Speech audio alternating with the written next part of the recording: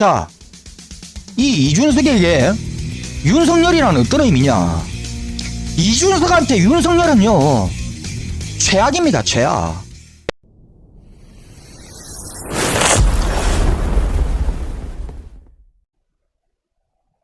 오늘 홍준표 의원이 자신의 소셜미디어에 검찰이 주도하는 비리 의혹 대선에는 참여할 생각이 없다고 밝혔습니다.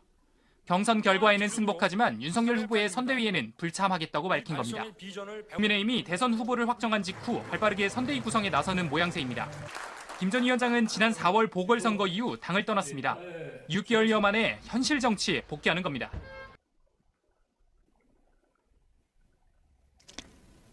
네, 안녕하십니까. 나쁜 정치, 꼼성치, 썩어 빠진 정치 깔끔하게 설어주는 마산아재TV의 마산아재입니다. 자, 지금 저 국민의 취미요, 이번 경선이 끝나고 난 뒤에 홍준표는 선대위 불참을 선언을 했고, 김종인이 선대위원장으로 재등판을 한다고 합니다. 자, 정령 선대위에 참여를 해야 되는 홍준표는 선대위에서 빠지고 당 외곽에 있던 김종인이가 선대위원장으로 들어온다.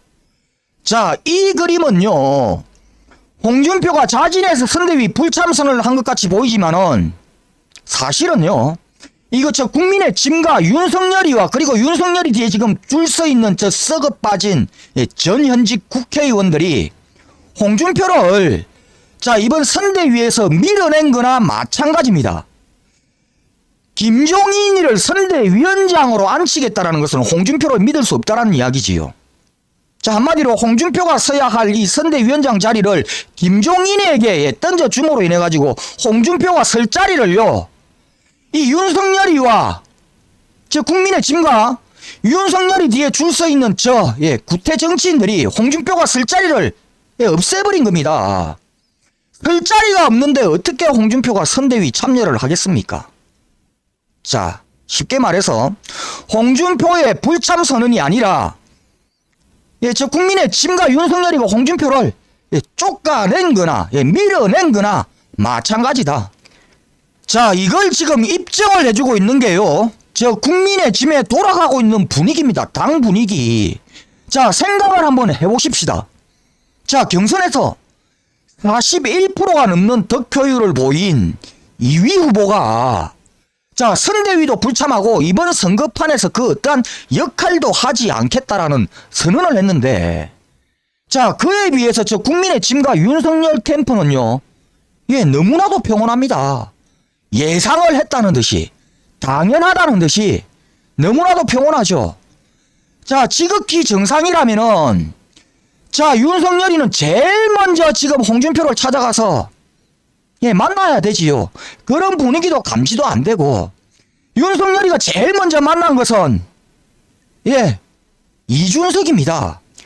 네, 41%가 넘는 이 득표율을 보인 2위 후보 홍준표가 자, 이번 대선에서 그 어떤 역할도 하지 않겠다라는 이런 기가 막힌 선언을 했는데, 윤석열이가 홍준표를 만나지 않고 이준석이를 만나고 있다.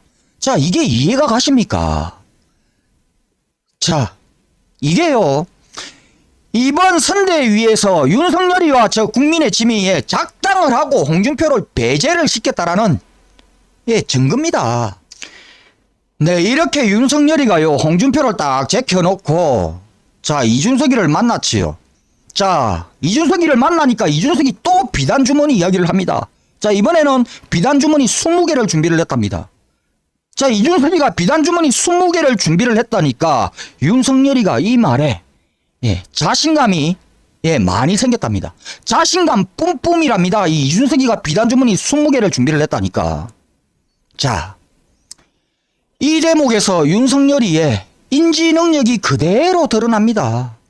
자, 비단주머니 20개를 준비를 했다. 자, 이 말은요, 역설적으로 이야기를 하면은, 야, 성렬아, 니 그 비리, 니 부패, 니 가족 문제, 자, 윤석열 니 문제를 덮으려면은 비단주머니 20개씩이나 필요하다. 그래서 내가 20개 이상을 준비를 했다. 자, 이 이야기지요. 한마디로 윤석열이 니는 정말 문제가 많다, 정말 문제가 많은 후보다라고 이준석이가 돌려까기를 한 겁니다. 비단 주머니 20개씩이나 필요할 만큼 너는 정말 문제가 많은 후보야 라고 돌려가기를 했는데 이 말을 듣고 자신감 뿜뿜. 이 얼마나 인지 능력이 떨어집니까?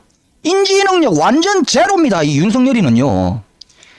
네, 이 이준석은요. 만일에 윤석열이가 대통령이 되면은 지구를 떠나겠다라고 한 사람입니다. 윤석열이 대통령이 되면 나는 지구를 떠날 거야. 자, 그 발언 한번 들어봅시다.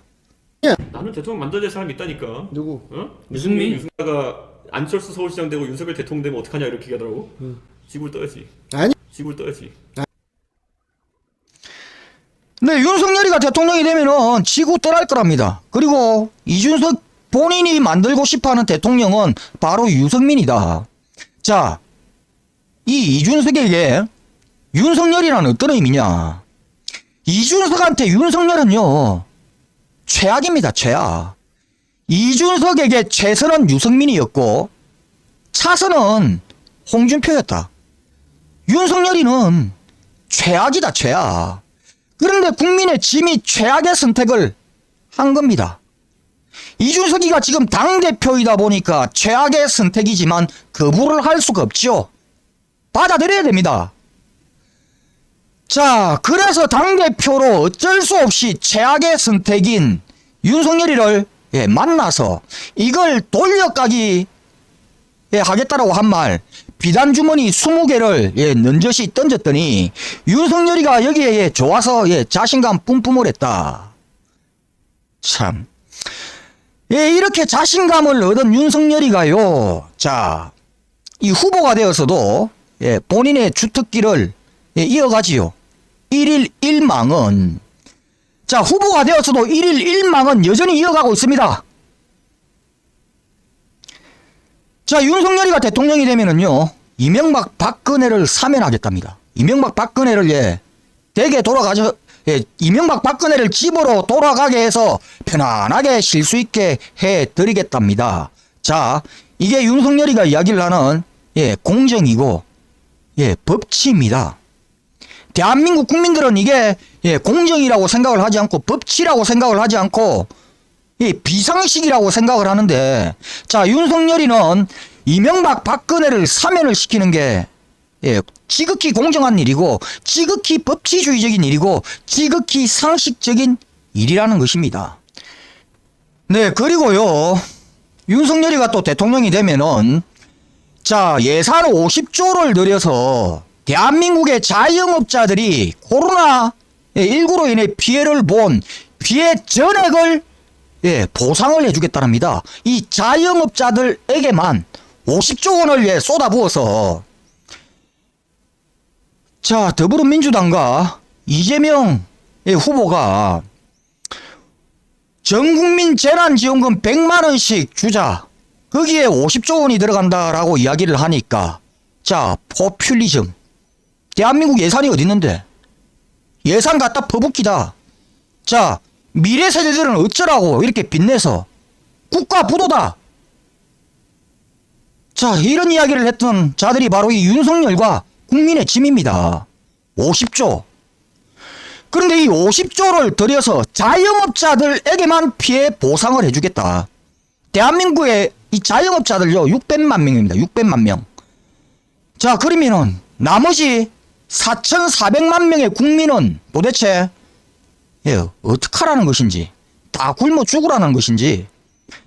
자, 50조 원의 예산을 들여서 전 국민에게 지급을 하자라고 이야기를 하니까 포퓰리즘, 그리고 나라 거들낼 짓이라고 이야기를 했던 자들이 자영업자들에 한해서만 대한민국 국가의 예산 50조를 쓰겠다라고 합니다.